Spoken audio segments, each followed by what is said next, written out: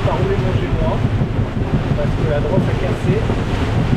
J'arrive pas à descendre la grande voile non plus parce qu'il y a trop de pression et je sens plus. Donc je suis pas dans une super situation.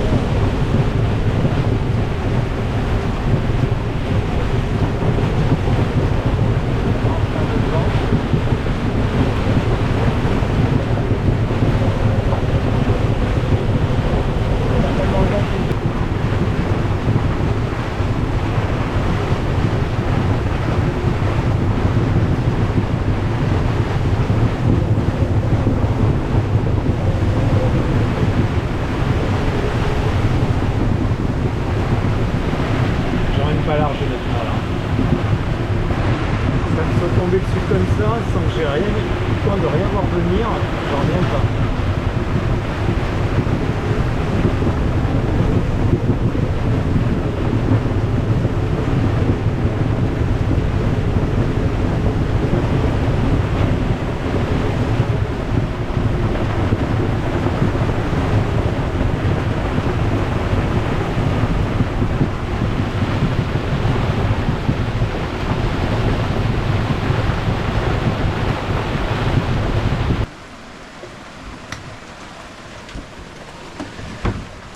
Bon alors ma petite affaire là, elle est venue en 10 secondes, elle est repartie en 10 secondes.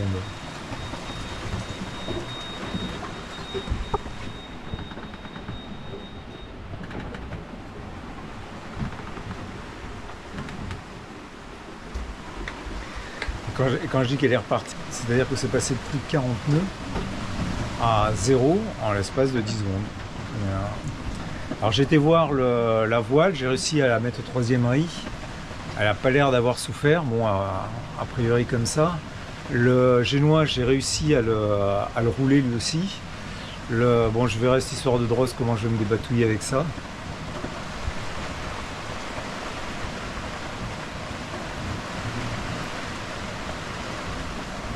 Ah, ça a été chaud quand même, là ça repart. Et maintenant alors je vais pas rester dehors parce qu'il y a des éclairs, il y a du tonnerre. Et il y en a tout autour là.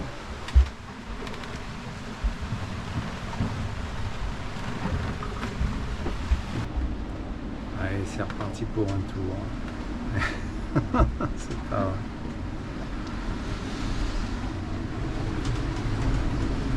Pour l'instant, ça va l'air de se présenter.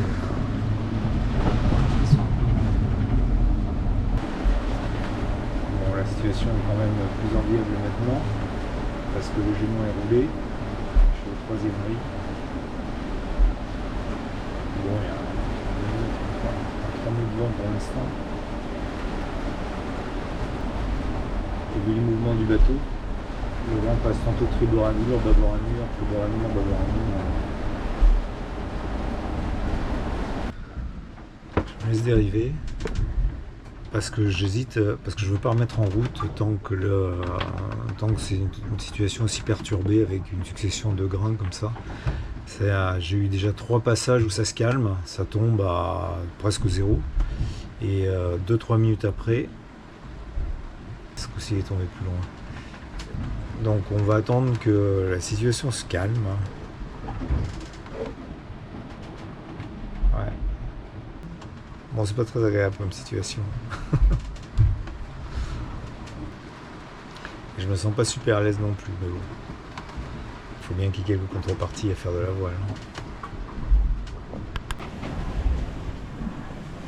Alors j'ai remis en route sous trinquette parce que j'ai essayé de redérouler le génois. Et en fait, l'endroit où la drosse a cassé, ça me permet simplement de dérouler à peine un tiers du génois. J'ai pas très bien compris pourquoi, parce que j'ai plutôt l'impression qu'elle avait cassé en bout de drosse. Bon, enfin, j'ai pas envie de m'occuper de ça maintenant, je verrai ça demain. Donc j'ai envoyé la trinquette, j'étais sous 3 riz et je suis remonté à 2 riz. Et on va passer la nuit comme ça. Trinquette de riz, on va continuer à avancer, quoi. On va continuer à faire route et puis on verra demain quand il fera jour exactement ce qu'il en est de cette histoire de drosse. Alors après ma journée d'hier qui était calamiteuse entre le pas de vent du tout, le vent qui fait n'importe quoi, les orages, Et puis ce qui m'est arrivé avec la drosse qui a carrément cassé, je m'en tire à bon compte quand même, parce que les voiles, elles ont pas, c'est ce qui m'inquiétait le plus hein, d'ailleurs, les voiles n'ont pas souffert parce que j'ai pas pu les affaler, puisque comme la drosse a cassé, j'ai pas pu enrouler le génois. Et quand il y a des grains ou des orages ou des choses comme ça, la procédure, enfin c'est pas une procédure écrite, mais ce que je fais toujours, c'est la première des choses, c'est rouler le génois, ensuite prendre des riz, éventuellement. Dans tous les cas, le génois en premier.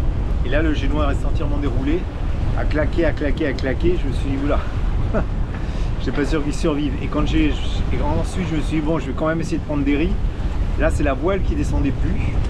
Et j'avais beau tirer sur les bosses de riz, la voile descendait pas. Et je voulais pas trop tirer non plus, parce que je venais déjà de casser la drosse d'enrouleur. J'avais pas en plus envie de ça, de déchirer la GV en tirant comme un dingue sur les bosses de riz.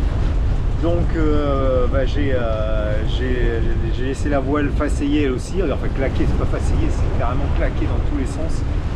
La seule chose que j'ai réussi à faire, c'était de stabiliser la baume un peu, et encore. Pour l'instant, je reste sur trinquette tant que j'ai pas trouvé de solution. Je suis en train, comme on dit à la NASA, d'évaluer la situation. Je vais la casser sur les premiers mètres, donc peut-être que c'est pas les mètres qui vont s'enrouler au bout. Ce qui serait pas mal, parce que je pourrais faire un nœud, tout simplement.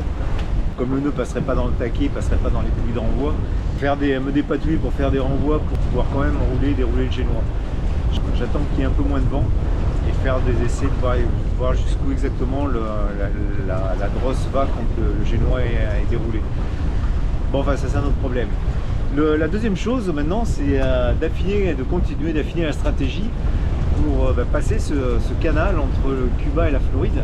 Pour l'instant, je continue à monter au nord, mais je ne vais pas tarder à virer de bord parce que le vent va s'orienter nord-est. Donc le bord favorable va être le bord descendant en allant vers le sud. Et ça sur une douzaine d'heures. Et dans une douzaine d'heures, le vent va rebasculer sud-est. Donc à ce moment-là, j'ai tout intérêt à repasser à tribord amur, la mur sur laquelle je suis actuellement, et peut-être avec un peu de chance, arriver à tirer un seul bord au moins jusqu'aux premières quilles des États-Unis. Donc je suis passé trinquette et GV haute. J'ai mis en place une bastac parce que ça tire quand même pas mal, pas en entrer dans un cycle de choses qui se mettent à casser les unes après les autres. La dernière des choses que je voudrais voir, c'est un moment où le mât cassé. Donc, bascade bien bordée, ça soutient le masse.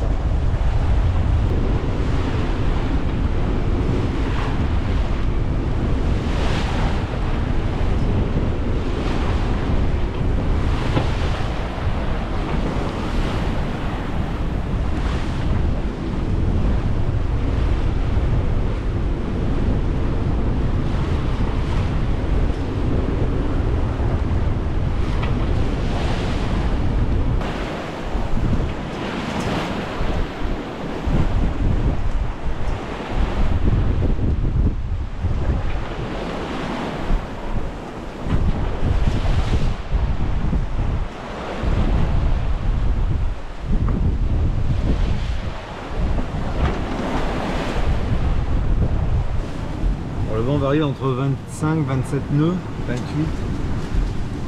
Et je continue à essayer de gagner au vent à 45-50 degrés. C'est pas évident, mais par contre la vitesse est bonne grâce au courant. J'avance à 7-8 nœuds. Ça c'est une bonne chose. Mais faut reconnaître que c'est du combat. Hein. Alors voilà le bord que je tire depuis plusieurs heures maintenant, là. Il est bâbord à mur. La trace s'incurve. Ça c'est excellent, parce que ça veut dire donc que le vent est en train de tourner comme prévu vers le nord-est, et ça va me permettre d'avancer beaucoup plus vers l'est, qui est mon objectif. Et quand il va y avoir la nouvelle bascule, dans 5 à 6 heures peut-être, orientée sud-est, à ce moment-là, quand je pourrai faire mon virement de bord, ça m'améliorera mon cap pour monter, peut-être j'espère, directement au niveau des quilles. Bon, en attendant, ça cogne à l'intérieur. Bon, ça y est, on voit la côte cubaine là-bas. Vous ne la distinguez pas. Il y a une chaîne de montagnes en fait. Donc on voit bien les montagnes qui se détachent. Ça fait plaisir de voir Cuba. Par contre, mon objectif est de continuer à m'approcher. Mais ici, je me demande s'il n'y a pas une formation orageuse qui commence à se développer. Une formation que je ne vois pas parce qu'elle se fait au-dessus des nuages. Et devant pareil, ce mélange de blanc éclatant en grande masse comme ça, m'inspire rien qui vaille. Donc est-ce que je vais continuer ma descente sur Cuba? Je sais pas. Bon, en tout cas, c'est quelque chose dont je me souviendrai, ça. C'est les bords que j'ai tirés là depuis presque 24 heures maintenant. En particulier celui de cet après-midi là. Ouais, mais d'ici aussi là, ces nuages là, c'est pas bon ça. Je vais me faire mouiller moi. Non, même pas. Alors ces nuages c'est pas bon là, ça va devenir orageux ça. Donc alors un petit point sur mon histoire de drosse d'enrouleur qui a cassé sous un orage là il y a 2 jours. Alors je m'en suis pas occupé hier parce que hier la condition était vraiment pas difficile, mais enfin elle était tonique on va dire. Ça tapait pas mal, il y avait énormément de vent et donc je suis resté tout tranquille toute la journée d'hier, ce qui était parfait et ce qu'il fallait faire d'ailleurs, et toute la nuit dernière, même si pour le coup là ça se justifiait moins. Par chance, la brosse a cassé juste avant le taquet bloqueur qui est là. Donc je peux en fait dérouler, enrouler sur toute sa longueur, mais par contre, une fois déroulé, la brosse s'arrête là. Donc je peux pas l'amener jusqu'au winch pour wincher. Donc ce que j'ai fait, j'ai tout simplement mis un bout de dynéma entre les deux. Mais comme je voulais aussi que ça puisse passer éventuellement dans la poulie, le seul truc que j'ai trouvé à faire, c'était les bosses que je fais sur la chaîne, par exemple pour bosser la chaîne mouillage. Ça marche bien, j'ai entouré tout ça de scotch ici, c'est là où par le dynéma, et puis là où il y a les 2 bouts là, qui sont éclatés, de façon à ce que ça se mette bien à l'intérieur de la poulie quand ça rentre dedans. Ça marche pour l'instant. C'est pas très beau mon bricolage, je sais pas combien de temps ça va tenir, mais en tout cas pour l'instant ça me permet d'utiliser le génois. Alors tant que j'y suis à vous parler de mes malheurs, il s'est passé un truc hier soir. J'étais tranquillement assis, planqué bien à l'abri, et tout d'un coup j'ai entendu une vague qui s'est explosée et ça a donné un coup, ça a arrêté le bateau, ça a vraiment été un gros choc. Et j'ai juste eu le temps de me dire waouh, celle-là elle était pas mal. Et un quart de seconde après, je me suis pris des tonnes d'eau dessus. Et sur le coup ça m'a fait rire. Et quand j'ai commencé à regarder autour de moi, une fois que c'est passé, j'ai arrêté de rigoler. Parce qu'en fait, ça n'a pas explosé la capote complètement, heureusement, ça a déchiré la couture a sauté. Toute la couture ici a sauté. Une semaine que je suis parti, me voilà maintenant arrêté, sans vent, au large des Keys, entre Key West et Key Largo. Alors les Keys sont là-bas, moi je les vois, mais vous ne les voyez pas. Et vu que ma remontée jusqu'ici a été difficile à faire, ça me fait bizarre maintenant d'être arrêté là. J'ai laissé tomber les voiles pendant la nuit, j'ai essayé de m'obstiner au début. Les orages sont arrivés et là brusquement le vent a tourné, s'est arrêté. Et voilà. Bon, c'est peut-être une bonne chose, parce que ça fait du bien de se reposer un peu. Les dernières journées ont été éprouvantes. Pour moi, pour le bateau aussi. Il y a pas mal de petites choses qui ont lâché. Une manche à air ici qui a dégagé. La capote sur le côté, toute la couture a éclaté. Je vais voir ce que je peux faire pour qu'elle puisse tenir le coup encore pendant quelques semaines. Mais il y a des manchons de protection au bout des barres de flèche. Là, il y en a un sur la première barre de flèche qui est encore en place. De l'autre côté, ils ont sauté. Ça je l'avais remarqué, c'était après l'orage là qui m'a couché le bateau. Quand j'avais toute la voile et que je ne pouvais pas rentrer le foc. Il y a ma drosse qui est cassée avec mon bricolage qui tiendra ce qui tiendra pour l'instant. Je vais m'en accommoder. Donc plein de petits trucs comme ça qui font que le bateau est un peu souffert quand même. Hein.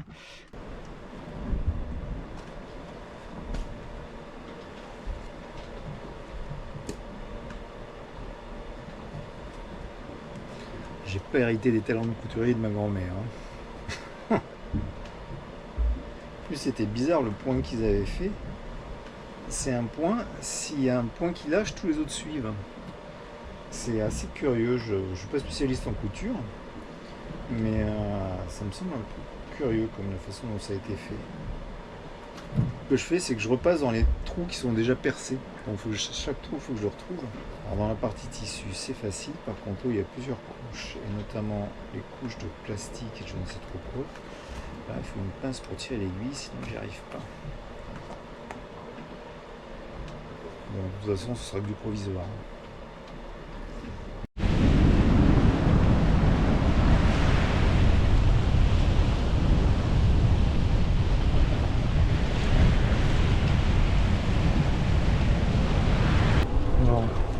Pendant que j'ai une barge là, qui est en train de passer derrière moi, tirée par un remorqueur, il a fallu que je mette le moteur pour me décaler parce que j'étais en train de remettre en place la capote. qui en fait se déchire de tous les côtés. Toutes les coutures lâchent au fur et à mesure. Donc je pense que ce sera sa dernière saison. La zone est assez fréquentée quand même, hein. J'ai un remorqueur qui tire une barge derrière. J'ai un porte-conteneur qui est passé tout à l'heure. Il y a pas mal de pêcheurs qui sont venus voir si tout allait bien. Ce qui est plutôt sympa d'ailleurs.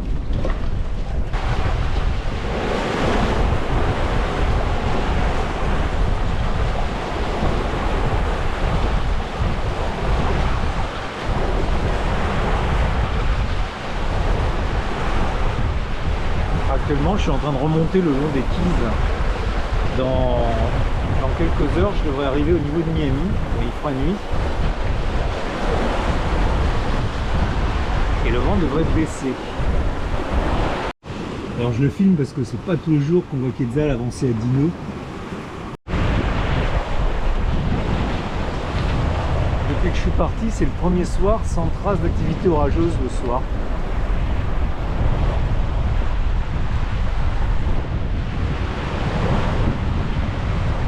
Le ciel est plutôt serein. J'avoue que je suis pas mécontent de ma stratégie d'être venu me repositionner dans le flux du Gulf Stream en tirant un grand bord ici. Elle m'a permis de faire une remontée très rapide à 10 nœuds. Là je suis en train de passer devant Miami.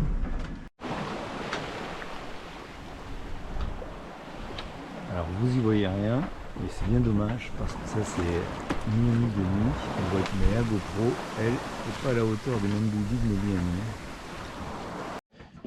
Zéro vent, donc j'ai roulé le génois. Pour l'instant, j'ai laissé la GB haute, mais je pense que je vais pas tarder à la faller. Et je me laisse porter par le courant vers le nord, tout doucement, au large de Fort Lauderdale. Et mine de rien, j'avance à plus de 4 nœuds, hein, rien qu'avec le courant. Et voilà la Norloin avec au fond la côte au... Alors là, c'est la côte au nord de Fort Lauderdale. Alors voilà la météo du moment. Moi je suis à peu près au niveau de Fort Lauderdale, c'est ici. Là où justement c'est tout bleu, il n'y a pas de vent. Donc dans l'immédiat, l'objectif c'est de se sortir de cette zone là. Pendant plusieurs jours ça va être un peu faiblard, pas très bien orienté, parce que du vent il y en aura, mais un peu plus au nord.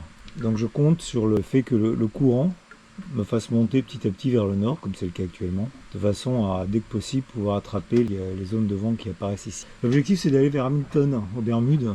Alors j'avais pas prévu de faire un escale, je pensais, j'aurais bien voulu faire un direct pour La Rochelle. Mais si je peux racheter une nouvelle rosse d'enrouleur pour le génois sur la route, ça m'arrangerait. Alors j'ai fait des simulations de routage. Alors les deux premières que j'ai faites, elles prenaient en compte le courant. Et elles me faisaient monter très au nord. Donc ça me plaisait pas trop. Donc j'ai relancé une autre simulation, sans courant cette fois-ci. Et là, j'ai une trajectoire qui me semble beaucoup plus intuitive, beaucoup plus normale, c'est-à-dire qui est basée uniquement sur le vent, parce qu'en fait, ce qui fait avancer le bateau, c'est surtout le vent. Hein. Et qui me fait faire une route quasiment directe vers les Bermudes, avec une arrivée vers le 21. Donc je vais suivre mon intuition, je vais oublier la version nord, et je vais prendre la version directe. Alors le ciel présente de beaux cirrus, et des cirrus qui sont isolés. Alors les cirrus, généralement, c'est les premiers nuages qu'on voit lors de l'arrivée de dépression dans le régime nord-atlantique. Mais ici, je ne sais pas trop comment l'interpréter parce que ils sont complètement isolés. Et d'ailleurs, les prévisions me confirment qu'il n'y a pas de dépression qui arrive dans les jours qui viennent. Après ce qu'il a fallu endurer pour remonter le long de Cuba vers la Floride, il y a quelques compensations quand même dans ce voyage. Et ce sont vraiment des conditions extraordinaire, c'est dans ces moments-là qu'on apprécie vraiment d'être en mer. C'est vraiment un cadeau ces journées-là.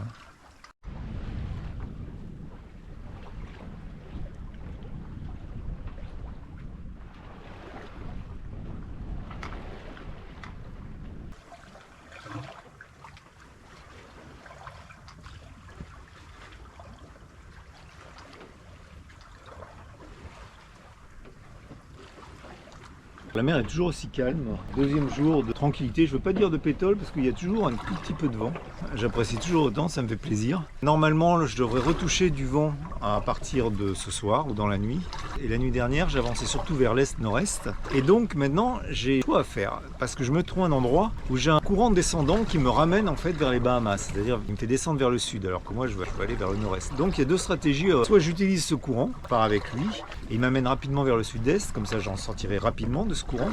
Et ensuite, je reprends une route vers les Bermudes. Ou il y en a une autre qui est de partir vers le nord, de considérer que ce courant, il est peut-être pas si puissant, il n'a rien à voir avec le Gulf Stream. C'est une espèce de contre-courant de bras du Gulf Stream qui est lui un peu plus vers l'ouest. Et puis de le remonter. Et comme le vent, lui, va arriver par le nord, je vais toucher le vent avant. Et donc, je pourrais prendre la direction des Bermudes. Les choses discutent. Moi, intuitivement, je suis pour partir vers le nord, pour remonter le courant. Je vais vers le vent, en règle générale.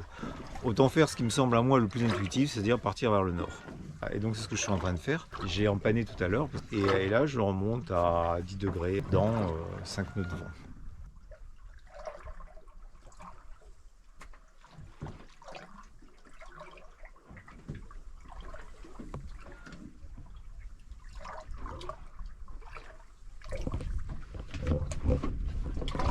Ça vous gêne pas ce grincement là? C'est agaçant, hein? Je sais pas d'où ça vient. J'ai encore allé passer une demi-heure à écouter tout le bruit de la baume avec une bombe de WD-40 à la main. Je profite du temps clément et de la navigation au portant pour la traditionnelle séance de graissage, comme une locomotive. Alors, ce qu'il faut graisser, c'est toute la partie là, toute cette partie là. Je pense d'ailleurs que, vu comment c'est fait ce système, un jour il faudrait que j'enlève l'axe qui est ici pour voir exactement. Je suis persuadé que le trou à travers lequel ça passe, il doit être complètement défoncé.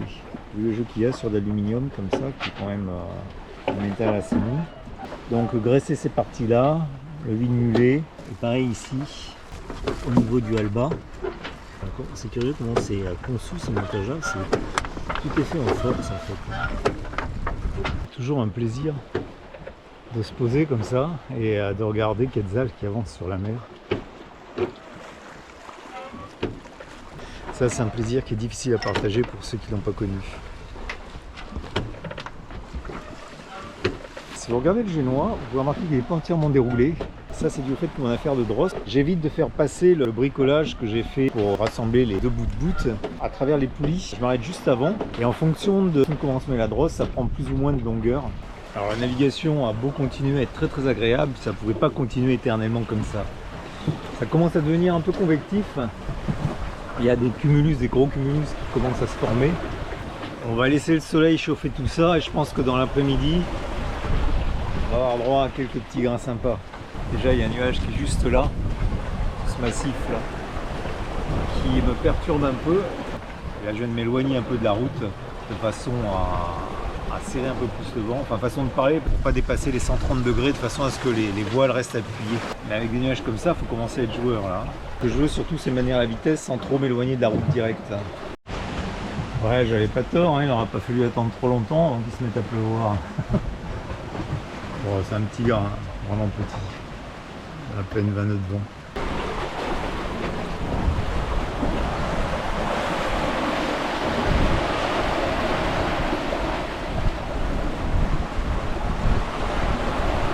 Je suis maintenant à 36 heures à peu près de l'arrivée de Bermude. Le vent a forci pendant la nuit et il a légèrement tourné. Jusqu'ici, j'ai navigué avec le génois et à grand voile pris au 3e riz.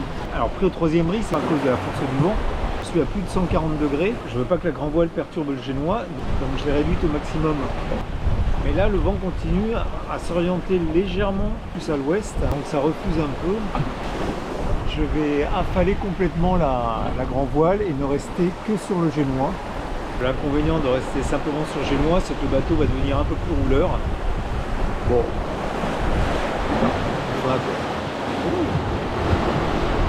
Je m'en accommoderai. Et je vais en profiter pour aller faire un tour sur le pont pour enlever les poissons volants qui ont sauté pendant la nuit. J'en ai encore pour un peu plus d'une journée jusqu'aux Bermudes.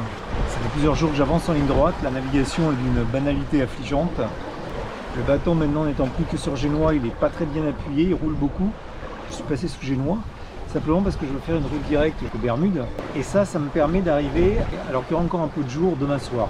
L'autre option serait de tirer un peu plus le vent, envoyer toutes les voiles, aller un petit peu plus vite, avoir un bateau mieux appuyé.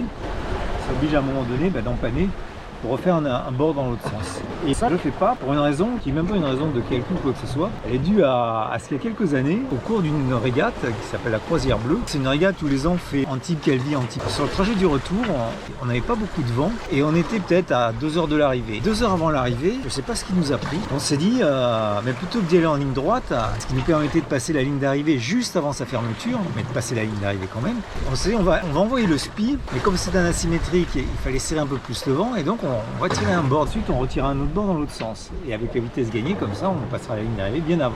Et bien ça n'a pas du tout marché comme ça. Alors qu'on avait la certitude de passer la ligne en se traînassant et en allant tout droit, et bien alors pourquoi exactement, je sais pas. Est-ce qu'on a perdu du temps dans la mise en place du SPI? Est-ce qu'on n'a pas bien arrivé? Le fait est que la ligne s'est fermée 10 minutes avant qu'on ait notre passage. Et quand on est arrivé au niveau de la ligne, ils étaient en train d'enlever les bouées. Et donc on n'a pas été classé. Donc depuis cette expérience, vaut mieux un tien que deux tu n'auras. Et garder le génois, même si c'est un peu plus rouleur, mais au moins j'ai la garantie que j'arriverai avant la tombée de la nuit là-bas au Bermudes.